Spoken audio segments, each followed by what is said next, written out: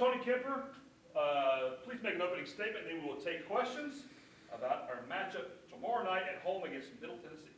Okay. I guess we got a little checklist of things I want to talk about really quick before I really get into the basketball opening statement. And it starts with, I'm excited to welcome Christian Spears here tomorrow. I got my days mixed up. Friday morning at his press conference. I think before that, I want to say a heartfelt thank you to Jeff O'Malley. Since he has been named the interim, I think the best word to describe, he's been involved, be it spending time directly with our student athletes and our team, or text messages with me about when our weather's not great, are you guys going to make it, and keep your head up, and nice win and all that kind of stuff. And he's just been involved, and I really appreciate that out of him, and I know our players, everybody in our organization did. So thank you to him. I think, fast forward to Christian, I was fortunate to be on the search committee that ultimately, I guess moved Christian forward, and then, he was chosen by President Smith. He was great throughout the process, shows a lot of energy. I think he's done things. I think the exciting thing for us is I think you can see the places that he's been. He's done things that have moved the entire athletic department forward, and I think from my perspective that's really exciting.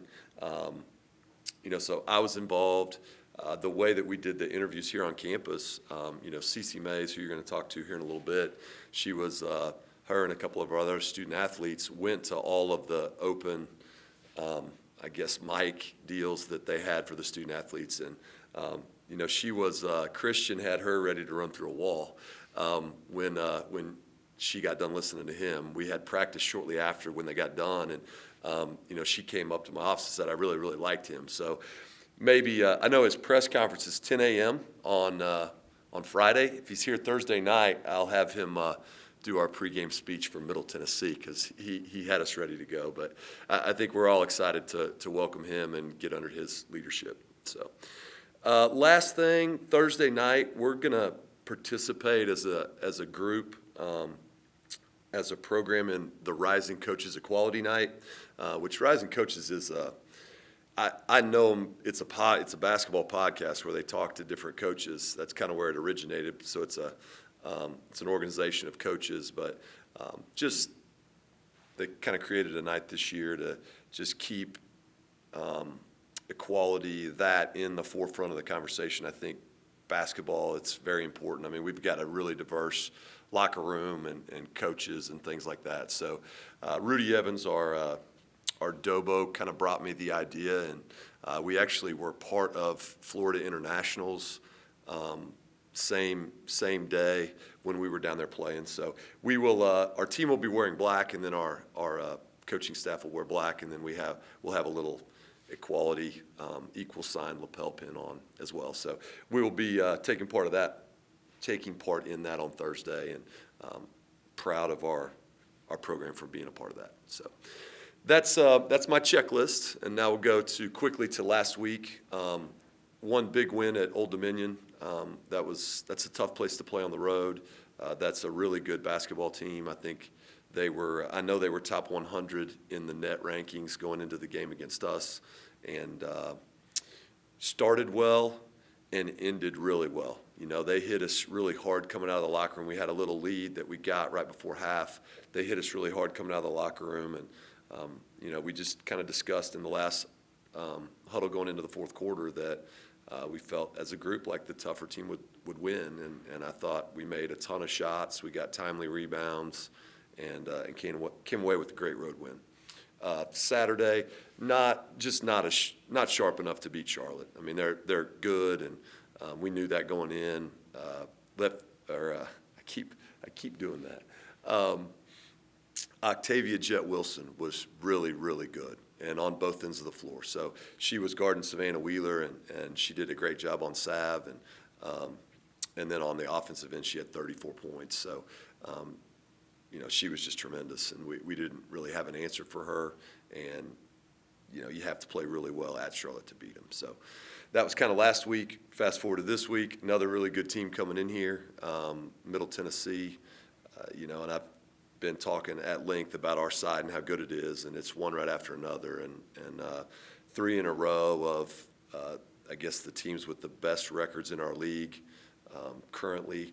And then we have 2 games against Western Kentucky, which is the 4th best team in the league right now, record-wise. So we talked about the opportunity to play teams like that and increase your ability to play in postseason play and different things like that. I think the team understood that, heard that going into Old Dominion, and I think we responded with a nice win. We have to find others, and I think they understand that. So great opportunity against a tough Middle Tennessee team on both ends of the floor. Tons of offensive firepower, a whole bunch of players over there that can score in double figures, and then always one of the tougher defensive teams to play against. They just keep you from passing the ball where you want, make it very, very difficult to get easy shots. And, I think at their place, obviously we had probably our worst effort of the year, and we're trying to respond from that. Questions? Coach, you did say in your last presser it was an embarrassing effort. Where are you at now? Just going back, looking at that, and getting them ready once again, because you don't want to live in that past. At the same time, you want to move forward and get them. Are you talking Middle Tennessee? Okay. Jason showed me the picture of me after Charlotte, sitting like this. So I didn't remember what I said after Charlotte. I know I was pretty down there too, so I didn't know if you're talking Charlotte or Middle Tennessee. Middle Tennessee, that was a weird effort from us, and one that we really haven't seen. We've talked about it in terms of they need to see a tougher Marshall team just for our sake. And so from that standpoint, yes, we've seen it. We discussed really immediate terms, kind of some of the effort plays and stuff like that. You sort of bring it back to look more strategically at this point in time. But, we've got to have a better effort than we did down there. That's no secret. And, I think our team typically over the years, when given the opportunity to bounce back, they've done a pretty good job of that. So that's no guarantee, and I know Middle Tennessee is going to do everything they can to keep us, in the same place they had us the first game. And to take it a little further, I'm sorry, Cassie, go ahead. No, it's okay. Go for it. I was going to say, just looking back on that game, just researching it, I remember you said also the post defense wasn't good, the perimeter defense wasn't good in that middle game. You're in a different spot, though. Is that bringing it a little bit more going to be part of the cure to how you performed last time? All of that's accurate. We had no answer inside and we had no answer outside, and so I think that there is a lot of it that comes down to we're going to have to have some individual pride in how we guard these guys, and it's going to be hard to rotate help off of players inside. You can't leave them on the out. They made 12 threes. They made every shot they wanted to inside, and they made 12 threes outside.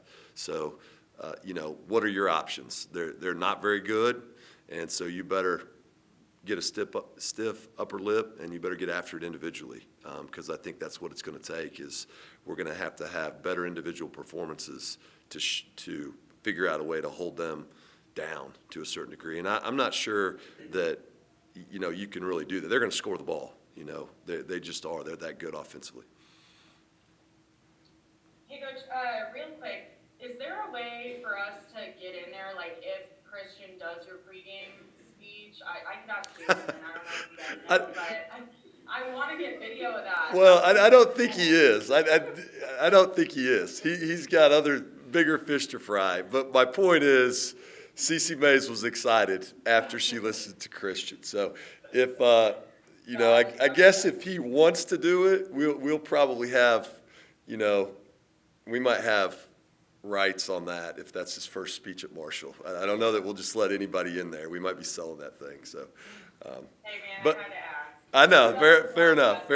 That is not on his schedule of events. That's not on his schedule of events. But Cece had a lot of really good things to say about him as soon as she walked out of listening to him. And not just listening, I think it was a back and forth. It was conversations with student athletes that I think, President Smith set up that format and I think it was really good. We were able to participate in 3 of the 4. We were on the road for 1 of them.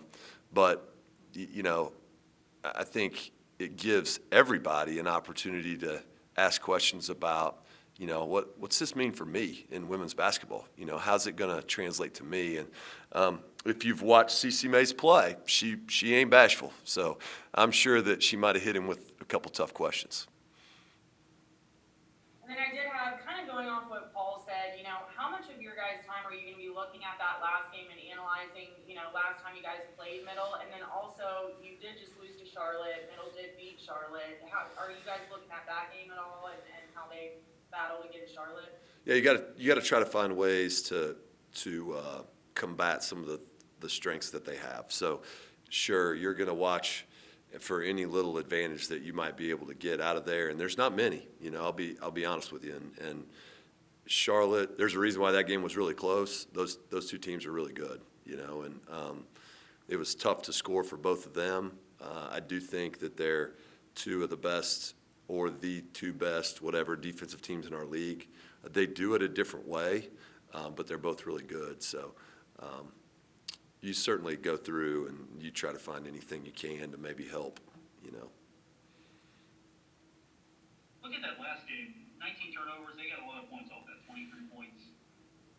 Was that more a function of what they do and your team, how it handled it last time, or was, you know, looking at that, is that something that was a little bit more on you as far as how many turnovers you do? Well, they do a nice job of pressuring you, and they do a good job of trying to knock you off your spots. So I think they get credit, and we also have to handle the ball better, you know. And I think that their ability to play defense and the way they play it can lead, you know, kind of to the mentality that we played a lot of that second half with. We were in a bad place because none of it was very fun, you know. And so we've got to really fight that going into this game. We have to take care of the ball better. We can't give them easy shots because, you know, when we get our defense set and when it's 5-on-5, so to speak, it's hard enough that way. So live ball turnovers and things like that, you know, you just can't have it happen very much if you want to have any kind of success. So, yes, we have to take care of the ball better. It wasn't just us, you know, being loose with it. They create that by how they play. Anything else? I'm good. Thank you, Coach. Thank you, guys. Thanks, sir.